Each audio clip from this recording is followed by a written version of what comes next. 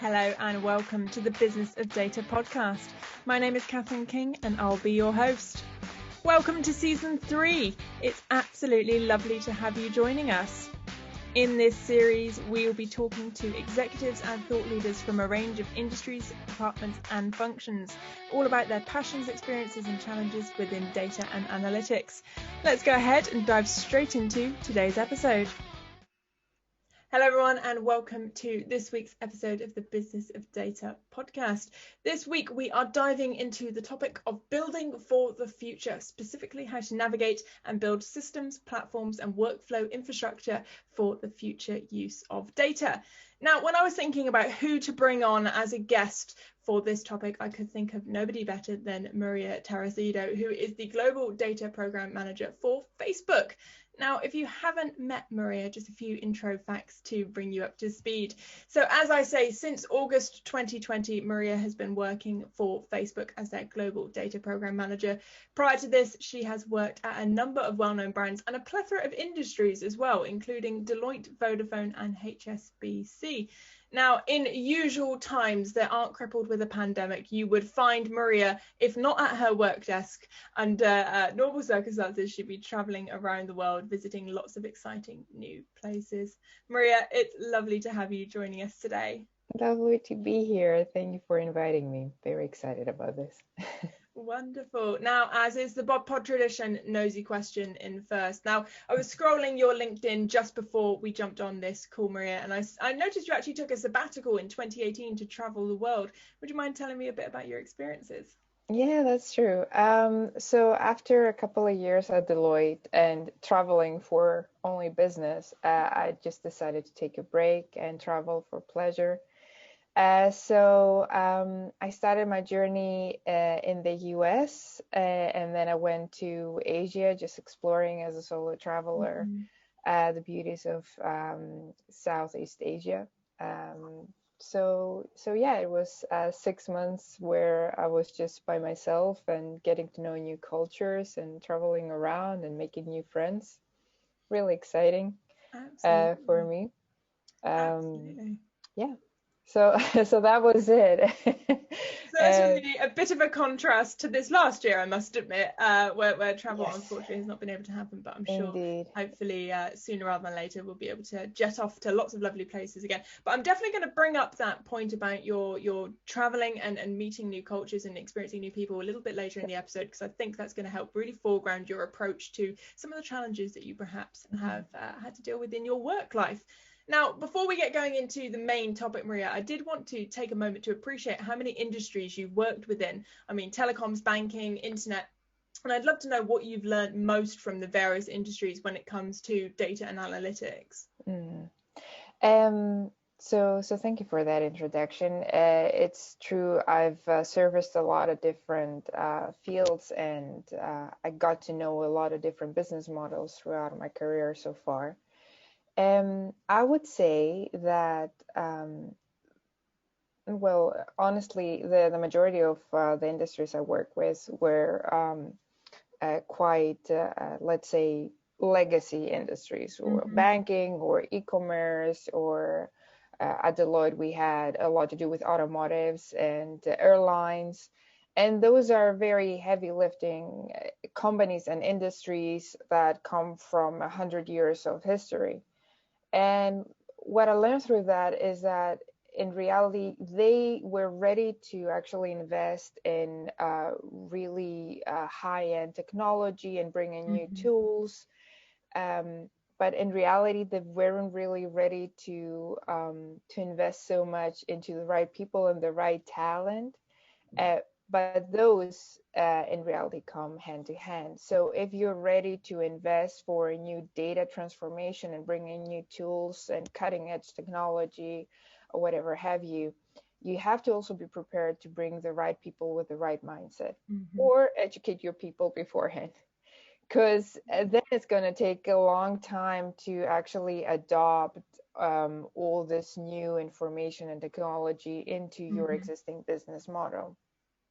So a lot of the different industries I work with as well, they decided to create a separate, let's say, entity, a separate hub or company that would actually be able to adopt all of this new technology and digitalization, and left the legacy company a little bit out of that.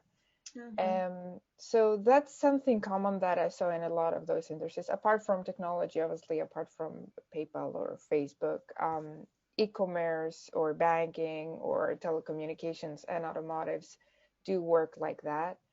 But I would hope that in the future they would change that kind of methodology and strategy, and understand that you need to integrate the people as well, rather than just paying a lot of money for, the most advanced technology. Absolutely. I often think of almost like a Harry Potter type task, where you think you can wave a magic wand, buy a solution, and suddenly all your problems are fixed. But unfortunately, yes, but that's what those vendors sell. So, right, and they're really good salespeople, so good for them. But yeah, it's a journey. It's a journey. Absolutely. Now, I mean, and then flip the switch entirely. You go from legacy and 100-year-old foundations to then Facebook, which is fresh, new, exciting, and certainly not experiencing those same legacy issues for certain. No, not at all. And you're certainly still fairly new to your role. I mean, August 2020 isn't a million miles ago. So I'm keen to know what you enjoyed so far in a very probably fresh new environment, and what projects have you been working on? So the projects I work on and the program management, let's say, type of role inside Facebook is that you're kind of like a super project manager. So you are here to manage a lot of different projects worldwide. So our team is under the global marketing team. And for that reason, you kind of collaborate with 26 different markets all at the same time. And being part of marketing, that means that my role is actually there to support the big 6 agencies globally. And the projects that we lead is more around how do you perform as an agency, how do your advertisers perform, and how can you take leverage of, let's say, the data kind of capability that Facebook can provide you with, but also understand from their end what are the needs of their customers and how can we adapt our products as Facebook in order to reflect that. So it's a double edge, let's say. It's the information that we provide, but also the information that they give us back. Absolutely. Pretty much. Super, really, really interesting. Right, well, let's turn our attention to the main topic of conversation then. So as I said right at the top of this episode, we're really looking at building for the future. So part of that is infrastructure and data engineering. So Maria, if you would set the scene for me, what is the big trends that you're currently seeing when it comes to data lakes versus data mesh? That's a great start. What are the biggest trends? So in reality, everyone is kind of started to talk about data mesh, but obviously so far not a lot of players in our field have started to integrate it and implement it, just because it comes with a package. It's not just one thing. Data lakes are something that a lot of businesses so far have implemented. They moved away from, let's say, data warehouses, and they moved to a more agile way of capturing and governing data. However, it's still a very monolithic way of looking at data. So what data mesh is here to bring is this kind of decentralization of the monolithic data platform, which urges us to actually change also the way that we think about data. It's a more product thinking way, something that a lot of businesses have used to separate, let's say, their business model, or to bring their business model to a new, more agile, more digital and flexible way of working. That's pretty much the introduction to what data mesh is. Big tech companies are integrating it faster. I mean, Facebook does actually semi work in a data mesh world. and they are trying to be as agile as flexible as possible.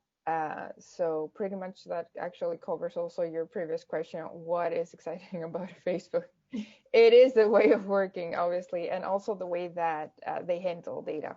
They understand that if you give it back to your stakeholders and let's say the consumers of that data, that actually makes things so much faster and so much more agile. And your stakeholders are able to actually get to the point of data informed decision making real time almost, rather than depending on different roadblockers that might not really give you the information you need on the first or the second or the third try. So yeah, pretty much I think it's a good introduction about what data mesh is and what it promises to provide us in the future. Absolutely brilliant. Now, you mentioned there about agile working, and it's something that has certainly been discussed a fair bit in recent years. I've heard it even on the podcast a fair amount. But I know when we spoke previously, you said it wasn't really being achieved really by that many people. Why do you think it is that people are really struggling to fully achieve agile working? So there are a lot of different reasons. I think initially, what we discussed was investing in people rather than in technologies. Mm-hmm. And what Agile is here to do is has to integrate a lot of different aspects of what working for a big corporation or even a smaller corporation actually means, which is, am I willing as an individual to actually change, to learn, to evolve, to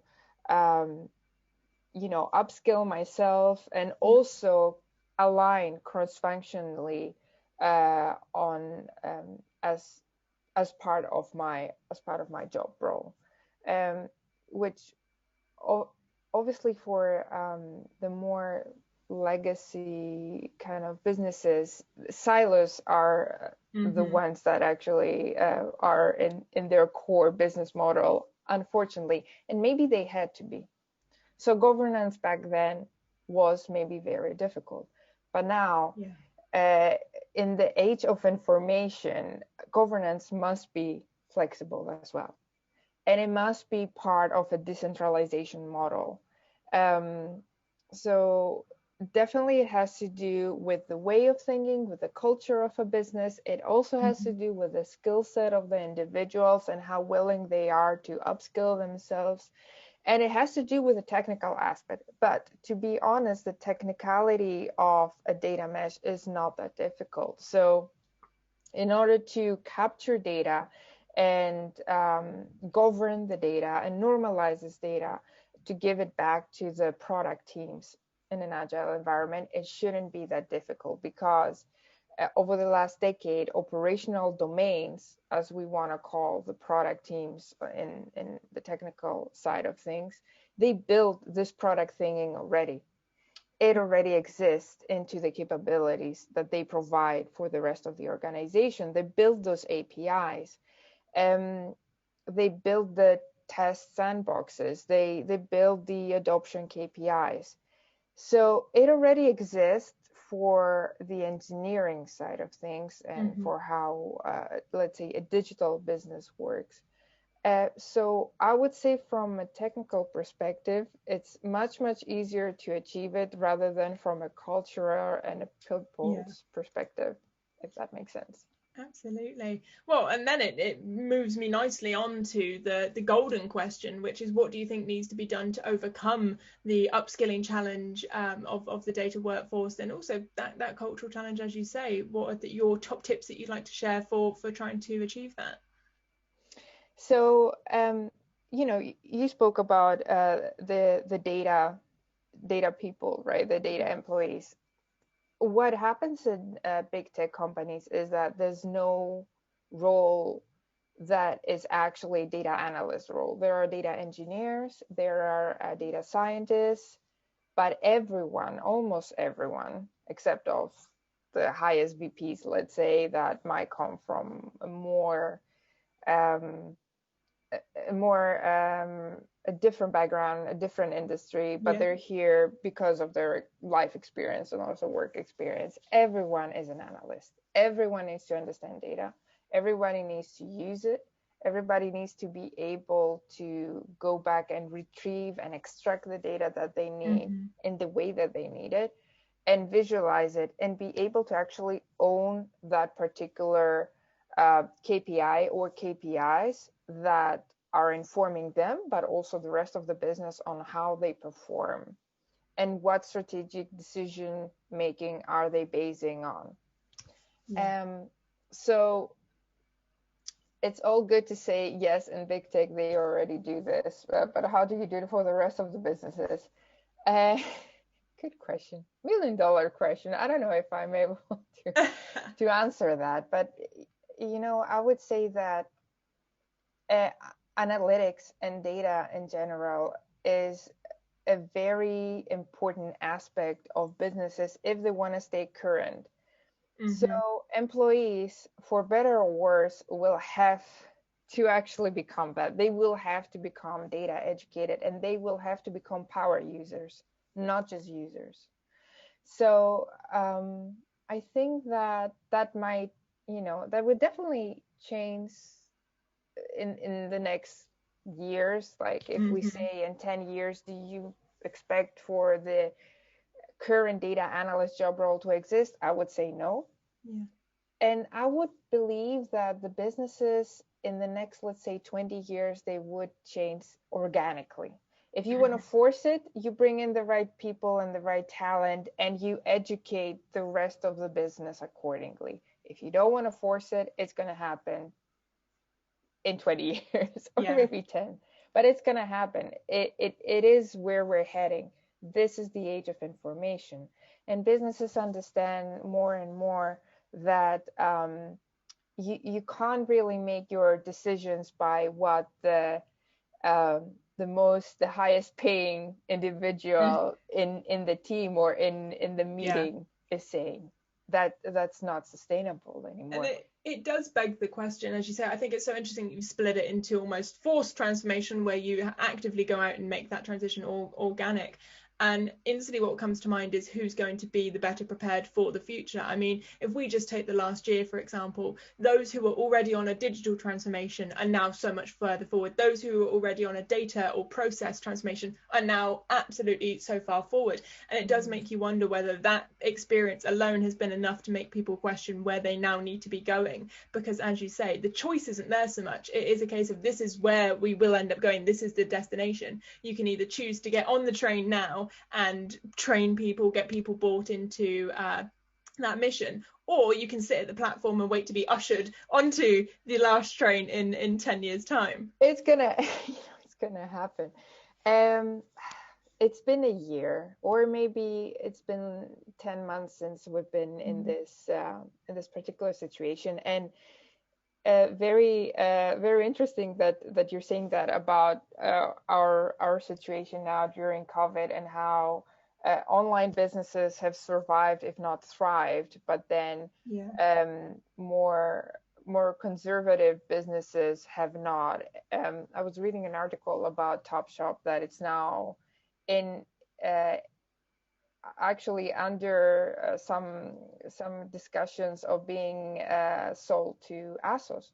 And ASOS is an online business. It always was, and it always will be.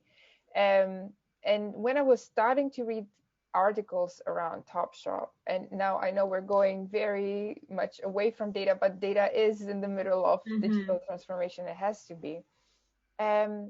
The CEO, the then CEO, was actually not investing at all in digital transformation. They didn't really care about technology. They didn't really care about innovating their business model at all. And that's what kept them behind. So I'm not sure if the few examples that we're going to see or we saw so far are enough to change, businesses that have been around for decades, if not centuries. But I hope so. Yeah. Absolutely. I think you're right. It's certainly, I don't think it's going to be the landslide decision that everyone needs for everyone to get on there, but I think it's certainly perhaps provoked more questions. And certainly from other conversations I've had with executives like yourself, there seems to be more demand for data analytics now. Executives are certainly seeing the power in knowing things, as you said, right at the top of the conversation, about having the power to make decisions in real time and very quickly. And then obviously all of what goes behind that, and the fact that if you're already working in an agile way, you're going to be able to do that a lot quicker, which is a fantastic way to bring us back onto the topic, may I add. Okay. So I'll take full credit for that. But I just, before we wrap up today, Maria, I did want to draw back to your personal experiences, because as we said, you traveled the world, you did it solo, you went out and met lots of different people from lots of different backgrounds, perhaps that you hadn't met before. How do you think that experience and what you've learned can influence the way that you then approach different departments, different people within the industry, in order to understand cultural differences that are perhaps, obviously not personal necessarily, but maybe on the front of data? Well, such a lovely question. And I didn't really know that someone can make that connection with my sabbatical. So what I learned, or what I think I could take from my sabbatical and bring it back to my work, in order to get to know people, and in order to make that kind of connections, and may I say also friendships with people that you've never met in your life, and you just share, let's say, a moment or a day walking around a new city, or even a week just exploring a new place. What actually starts that kind of connection and conversation is starting a discussion and being also a listener. So active listening, but also being open and vulnerable and sharing as well. And in the business we are, in the data business, we owe to be open for new ideas, but also be able to understand the needs of our stakeholders and of our colleagues. So be there to actively listen to what they have to say. It's not just the rule of one. You don't come into a business to say that's the best practice and that's what we're gonna follow no matter what you're gonna tell me. Yeah. It's more around, I'm here to actively listen to exactly what you need, and I'm here to enable me to do my job, but I'm here to enable you at the end of the day. So there's a specific service at Deloitte for active listening, which is requirement engineering. Mm-hmm. I wouldn't say it's an engineering type of thing. I would say that gathering requirements from stakeholders and from colleagues is the most important first step to actually run the digital and data transformation that we want to see. Start with the people, listen to them, and then strategize how you want to actually perform the transformation. Brilliant. Now, before we end today, let's have a quick look ahead. What exciting innovations or projects are you excited to see realized over the next 12 months at Facebook? So far, since I'm here only 6 months, I've been the one actually servicing our big agencies. I'm the one providing them with the insights. What I'm really here looking forward to see is this kind of, the next part is active listening our customers. So I really want to see what excites them, how they see the product adoption going from now on, and understanding what new products we as Facebook can actually create in order to enable them. So very much excited to see what's the new trend for 2021 in terms of the Facebook products. Wonderful. Now, as always, my last question is often noted as the most challenging. But if you could go back 5 years in time, whether personal or professional, and give yourself one piece of advice, what would that be? Great question too. I would say just go with your guts, really. And don't be afraid to get yourself into challenging situations. which I have pretty much, but obviously there's this self-doubt. And 5 years ago, I was still in my mid-20s, so just navigating around that was difficult.